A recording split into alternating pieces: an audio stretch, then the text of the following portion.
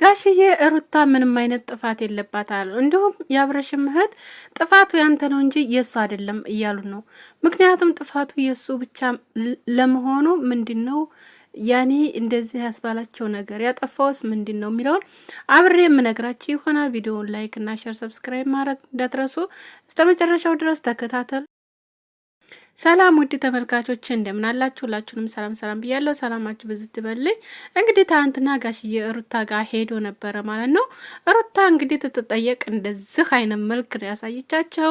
እንግዲህ ካሁን በኋላ ከአብረሽ ጋር ምንም አይነት ግንኙነት የለኝም፣ ልጁ ግን እንደፈለገ መጥቶ ማየት እና ስሞ መሄድ መብቱ ነው፣ የፈለገውን ነገር ማድረግ እኔ አልከለክለውም። ግን ስላናደደኝና ነገሮቹ ጥሩ ስላልሆኑ ለዛ ነው ልጅህንም አታይም ብዬ የተናገርኩት እንጂ እሱን ጣልቸው አይደለም እያለች ነው።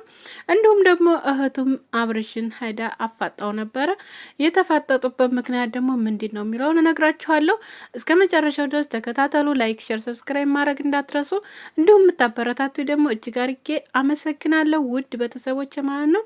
ላይክ እያደረጋችሁ ሼር እያደረጋችሁ አበረታቱኝ ውድ ቤተሰቦቼ ማለት ነው።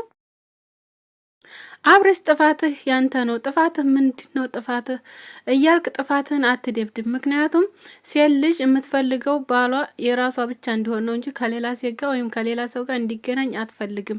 ስለዚህ አንተ ግን እያደረግክ ያለውን ነገር ሌላ ነገር ነው። ስለዚህ ያን ነገር ደግሞ እንዴት ብላ ትችላለች ሩታ?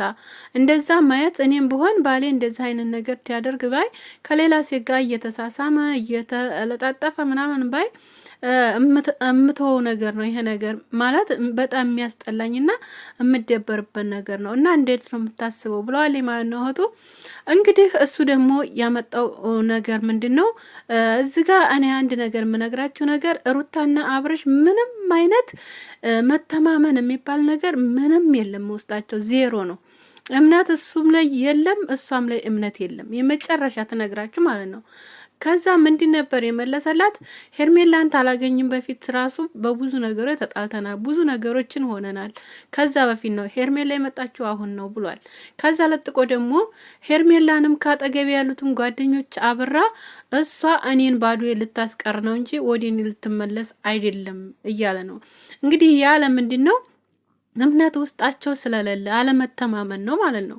ምክንያቱም ገና ለገና አመጣም እኔ ጋር እኮንም ብሎ ይሄን ነገር ለምን ሊወስን ቻለ? እንዲሁም ደግሞ ለምን ይሄን ነገር ሊናገርስ ቻለ የሚለው ነገር ሁላችሁም ለእናንተ ትችዋለሁ፣ አስቡበት ማለት ነው። እና ምክንያቱም አለመተሳሰብ ወይም አለመ ይሆናል ሌላ ውስጣቸው አይምሯቸው ውስጥ አለ የለ የሆነ ማገናዘብ የሚባልም ነገር አለ፣ አንደኛ ነገር። ስለዚህ እምነት የሚባል ነገር ምንም የለም በውስጣቸው ማለት ነው። ምንም እምነት የለም እና ያ ነው በቃ አጠቃላይ ነገር እምነት የለም። አብርሽም ብተው ሄርሜላን ሩታን መጣም ነው። ሩታ ደግሞ ቢተው ሄርሜላን እሷም አልሄድምም እያለች ነው፣ እሄዳለሁም እያለች ነው። እሁለለይ ነው ያለችው ማለት ነው።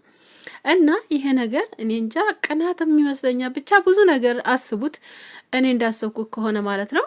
እና ቤተሰቦች አጠቃላይ ነገር ሁለቱም እምነት በቃ እምነት ላይ ዜሮ ናቸው ብዬ ነው የማስበው፣ ሌላ ነገር አይደለም። እሷም ትቀናለች፣ እሱም ይቀናል። እንዲሁም ደግሞ መተማመን ነገር የለም መካከላቸው ማለት ነው። እና ደግሞ ለሰው ልጅ ዋናው ነገር እኔ ካሁን በፊትም ተናግሬያለሁ፣ እምነት ነው። እምነትን የሚያህል ነገር የለም። መተማመን ተላለ ደግሞ ትዳር አይሆንም። እየተሸከኩ ምናምን ነገር ምንም አይነት ትዳር አይሆንም እና ስለዚህ አሁን ላይ ይበቃችኋል ልጆች፣ ካሁን በኋላ ያለውን ነገር በቃ አርሙና ሰላም ፍጠሩ ብሏል ማለት ነው ጋሽዬ። በነገራችን ላይ ጋሽዬ ጥሩ ታንትና ያመጣው ሀሳብ በጣም ጥሩ ነው። እሷ ግን ያው ልትቀበለው አልቻለችም። ሩታ በተለይ ምንም ልትቀበል አልቻለችም፣ አልፈለገችም። እንግዲህ ልጁን ለማየት ከሆነ ልጁ እኔ እዚህ ድረስ መጥተው እኔ እንትና ከብራለሁኝ እንትን ወዳለሁ፣ ስለዚህ ሌላ ነገር ግን ምንም ነገር አልፈልግም፣ የሱና የኔ ነገር አብቅቷል ብላለች ማለት ነው።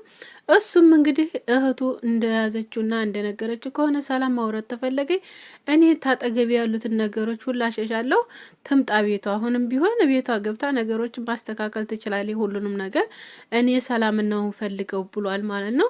እንግዲህ ሁሉም ያው እንግዲህ ታውቃላችሁ በጣም ቆይተዋል። እንግዲህ ጠቡ ተነሳ በጣም ተተጋቡ ጀምረው በቃ ዱባይ መጡ፣ ተጋቡ፣ ሄዱ። ከዛ ለጥቆ ያለው ነገር በቃ ፊልም ላይ እስካሁን ድረስ ማለት ነው ያሉት እና እስካሁን ድረስ ለህዝቡ ራሱ ጥሩ ነገር ያመጡት ነገር የለም። የሚያመጡት ነገር ሁሉ ነገር የሚያስጠላ ነው። በቃ ሪንጭ ሪንጭ የሚል ነገር ነው ማለት ነው እያሳዩ ያሉት ማለት ነው።